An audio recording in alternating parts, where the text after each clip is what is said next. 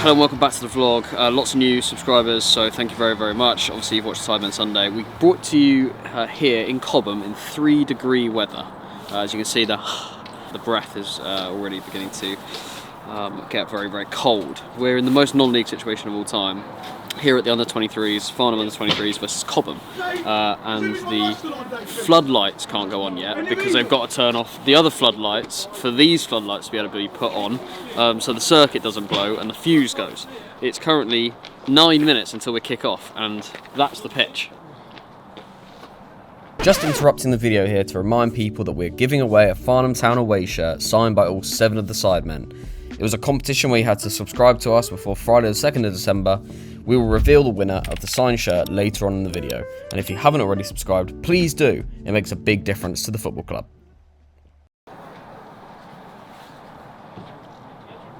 Yay. Perfect. Only a couple of minutes until kick-off, it's perfect. That's the most exciting, right? So this is about the 3rd time now it's been cancelled and rearranged. So it's trying to get the team not only fully focused, but keep them up for it. For us, this is the opportunity now to go out there, stamp a little bit of authority, but also try and compete at that level. I'm really positive that we're going to get a result. If we don't, that's only because of we don't give it 100%.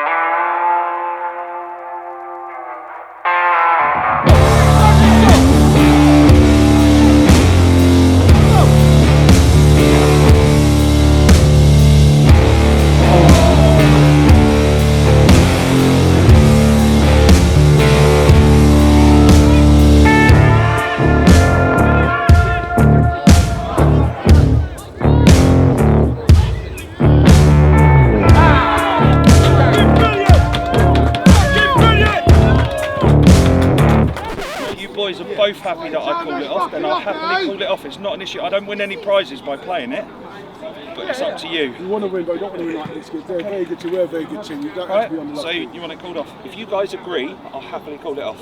We asked the captain. If the captain is going to Okay. Yeah. All right. Yeah. Yes, please, Joe. Josh, yes, please. You speak to the captain. Yeah. Joe. Guys, we've called the game off now. You can come back another night. All right. Conditions getting a lot worse. Managers both said, listen, they can't see the other side. They can't really coach as much as they want to. I think it's now starting to get a little bit worse. But I want it to carry on. But things are going to get a little bit. Conditions going to get worse. Going to get foggier. So we just all agreed to call it off. Really, they were 1-0 up, but first 10-15 minutes we were all over them. So if conditions are like this, there's not much we can do. But hey ho, we go to the next game and we keep going. So. Obviously, game called. Had a little chat with their gaffer. Gaffer called me over after I think it was about 18 minutes. Pulled me in and said, "Look, I don't think it's fair. Top 2 teams in the league going at it together. We can't even see the football. Can't see one side to the pitch to the other. So it's doing the game a bit of a disjustice. So a little bit gutted. The boys have made the trip down here on a Wednesday night. But yeah, so it's just one of those things. We can't do anything about it. We've just got to get it and suck it in and go again." Oh, that just makes it. What? You can't make this up, can you? You can't make it up, can you? Oh, you can't make it up, can you? Oh, for fuck's sake. Well, it's a bit deja vu because I'm stood pretty much where I stood before the game. This time the lights are on, but the game's been called off, and I mean you couldn't see. I mean it's actually lifting now. You can actually see a bit better than you could about 10 minutes ago. But the game's been called off. Fair play to the Cobham manager, who actually came across to the Farnham dugout and said, "Should we call this off?" Despite them being 1-0 up, and to be honest, not in charge of the game. Farnham totally dominated the first half an hour or so that they played. Frustrating for the boys because they were up for it. It's Wednesday night, it's freezing, they'd made the travel over here, but it is what it is. We roll on to Shearwater on Saturday. I'm not going to be there, but the first team at Shearwater, trying to get some vengeance really, because they turned us over at home only about 4 or 5 weeks ago, and we need to beat them. We need to take them to the sword and just put it to bed, because it was one of those games we just didn't do ourselves justice on. So Shearwater away on Saturday. Nice. Is that where I spin, yeah? We're here at Shearwater. Floodlights already on, 3 o'clock kickoff. Club football has not stopped in the lower leagues, as much as everyone will want you to believe. We're on, we're here to get 3 points against the struggling Shearwater side. Yeah, so our first visit here, probably the nicest 4G that we've been at. I think we haven't played many 4G pitches yet, so that's a nice change. Obviously Shearwater are struggling, but they're capable of an upset. They came to our ground a few weeks ago and got an unlikely but well-deserved win. So I'm sure a lot of the players today will be looking to right those wrongs. Let's hope the boys can get 3 points today before, we're back home next Saturday against Croydon. Another challenge. It's I think again it's important not to look at the league table, and I think it's just sort of trying to training was good in the week and trying to get over last week. Last week was extremely disappointing for us in terms of we don't look quite sharp enough at the minute as a squad. I worried a little bit last week about leadership. I think the boys fully admit that leadership is a little bit of an issue that we need to address. A few new faces have come in, so again it's another challenge for the new faces to come in and understand again what we want. I think it's important for the boys to understand not to get too comfortable. We want everyone sort of on that Thursday night challenging for places and knocking on myself and Jono's door and saying, like, why aren't I playing? I think healthy competition is a must as a group now. We shouldn't take liberties with where they are sitting in the league, because they'll be fighting for points, and sometimes they're the worst teams to play because you're not quite sure what you're going to get, and the expectations are on us which we expect from the boys to go out and dictate the game and take the 3 points home.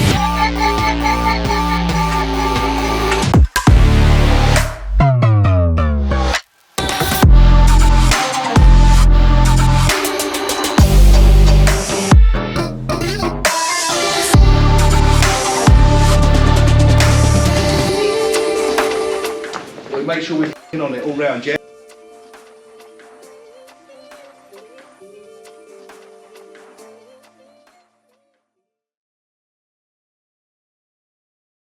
Make sure, it's been said, yeah, your benchmark, yeah, is you f***ing work hard.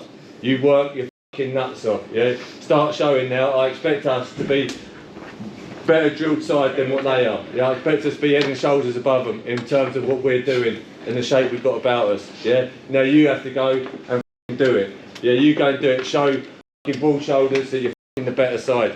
Yeah, you ain't getting nothing. You ain't getting nothing without hard work. So make sure the hard work's there and you back each other up all around the pitch. Make sure the talking's nice and vocal. Yeah, and we go and enjoy what we do. Yeah, 3 points. Let's go. Come on, all round. Let's fucking go. Come on.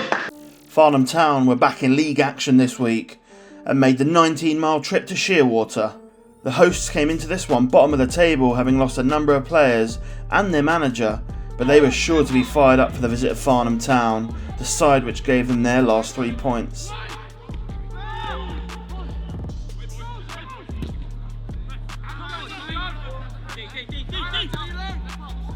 Liam Flanagan's rich run of goal-scoring form nearly continued from a set piece.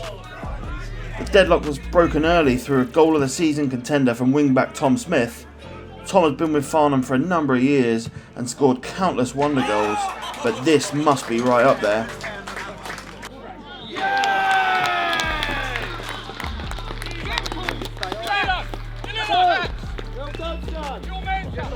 Debutant Smith Jones tried his luck from range, but his effort was saved by Shearwater's keeper. Owen Dean at the heart of another good move, but Farnham couldn't find the second. Farnham's lead didn't last long as the host levelled proceedings after some poor defending.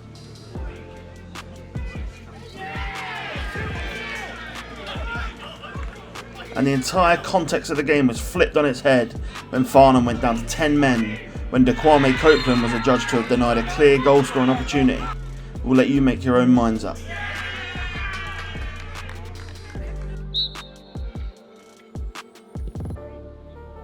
Shearwater made the extra man count as they took a lead from the set piece. 2-1 before half time and with an extra man. Not the half Paul Johnson and Jimmy Hibbert would have planned. Things had to change. Listen, I don't know whether any of you watched the last game, but that is fucking not good enough at all. We can go over anything we like, bring new players in, do this work on new shape. We can do anything. But if you don't go and win your individual fucking battles, that was embarrassing. Embarrassing. All I hear is fucking players talking a good fucking game. Oh, we'll do this, watch this, concentrate on your fitness, do this. Fucking dog. Because we can't do the fucking basics right. We can't pass a fucking ball 10 yards. They're running harder. They are doing what we said to do to them. They are doing to every time they get the ball, they're fucking in. They're either dropping off and turning, or they're going in behind. We're like that fucking glued to the ball. The fucking second goal. He's dropped off, he's turned, he's chipped it in between our two centre halves. They're just like this. I'll be watching this fucking game back and really considering my fucking future as a footballer. I seriously would. I seriously fucking would. Because you're fucking embarrassing yourselves out there massively. Massively. Now, every time they go forward, they look as though they're scoring. In the box, the ball's bouncing. There's no fucking leadership. Fucking get hold of each other and demand more. Is there a reason why you keep letting them turn and run at you? Is there a reason? Is there a reason? No reason. So you just gonna keep doing it. Never let them turn and run at you. All of you. It is fucking basic. Hell, he keep pushes it past you, makes you look like a yeah, and then what happens next? Gets it again, he goes, and he does it again, makes you look like a and I'm the so I've kept you on the pitch, but it's fucking gone now, right? The fucking pattern's all gone. Yeah, you just got to work your fucking bollocks off and fucking scrap for what you can. Because you had them, you had the overloads, you had the 2-on-1s for the first 20 minutes, and then you f***ed it off. Then you f***ed it off, and it's been fucking embarrassing. Worst performance is the 3 defenders I've ever seen. Ever seen. It was a fucking shambles. Thank the whistle went. So that's how we go. Win your fucking battles and run fucking hard on them. And do not let your fucking heads drop.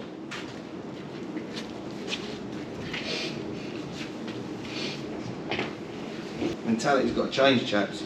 In the first 10-15 minutes we look decent. All of a sudden we go 1-0 up, and all of a sudden we just, all the good habits we stop doing. And then they score and we look so fragile. We look so fucking fragile when we're on the back foot. Something mentality-wise we've got to learn, chaps. You've got to get together and rally together. I've never seen a team that just pick individuals out. They score and we're just picking, you're just pointing. Instead of concentrating on your own jobs and doing your own job well, you're just pointing the it's gutless, that is. It's gutless. At least come off after 90 plus minutes and just be honest with yourself. It's as simple as that. Concentrate on your own performances. And if someone needs a G up, G them up. But in the right way. Something needs to change though, quickly.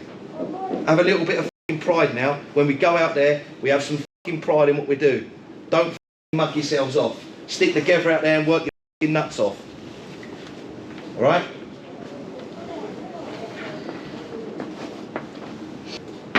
Well done, mate. Well done. Good. Wait, we need to test that keeper, yeah? You can see, yeah? You can see. We need to get a shot. We haven't tested it. Me as well, obviously, but we all need to get a shot away. You're right. Just hit it. It's 2-1, boys. One goal. Back in it. We need to get that next goal. Yeah, we do. Come on. Isn't it? Here, a pin drop in it. Come on. Let's go, boys. Hey, come on. Let's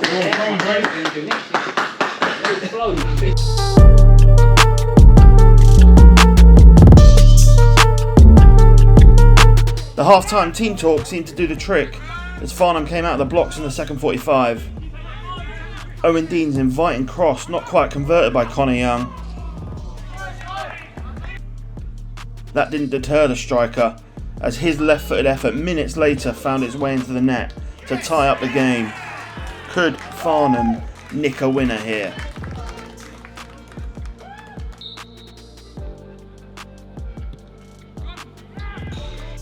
Owen Dean thought he'd done enough to win a penalty.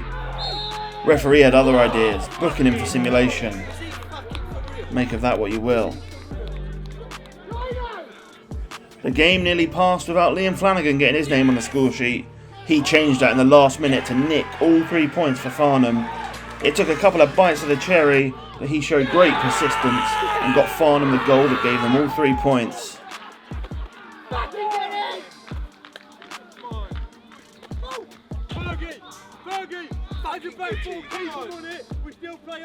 In the end, Farnham ran out 3-2 winners. That only tells half the story from a crazy afternoon in Shearwater. Paul Johnson and Jimmy Hibbert will not be happy with how that game was played, but they'll be delighted to take all 3 points. So we somehow got away with a win there. I imagine we went through a roller coaster of emotions for that game. Give us your thoughts on that 90 minutes. Yeah, I thought we started really well. I thought the first 20 minutes we looked like what we wanted to do, and it was working. And then we just had a 20-minute period where it was just abysmal. Nothing positive come out of that whatsoever. I think pretty much the whole second half was played in their half of the pitch. Well, trust me, we got told at half time, get out there, it's embarrassing. So we owed them one, the club won. They've done us at home 1-0 in a big attendance game, so they got what they deserve. Can it be tricky playing an opposition where I think everyone pretty much expects you to go and win, but you still got to go out and do the job? Definitely.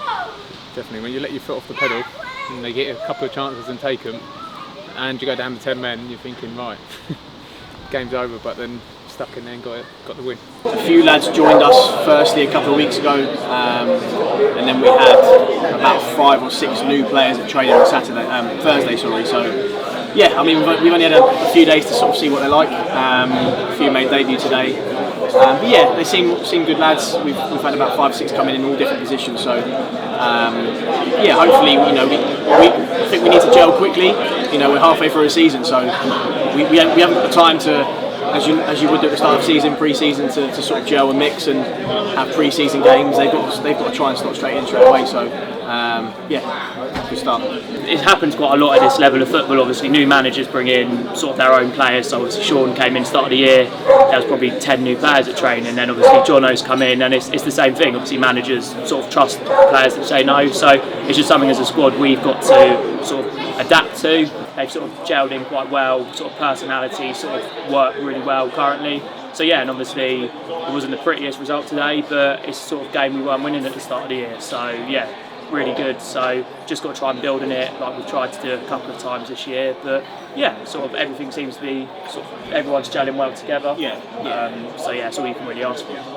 But everyone's obviously got their own methods and their own ways they sort of like to do things. I think sometimes it's good to get that instruction, but I think at the end of the day, a lot of us know where we've done well, where we haven't done well. So yeah, I think sometimes just that time to chat to each other is quite good, because I think when the players sort of thrash it out amongst themselves, especially sort of if it hasn't gone too well, people listen to each other, people respect each other's views, and that's sort of one thing we've had throughout the season. Like there's people have sort of understood each other, and people realise it's not a personal attack if someone's sort of saying it's not been good enough.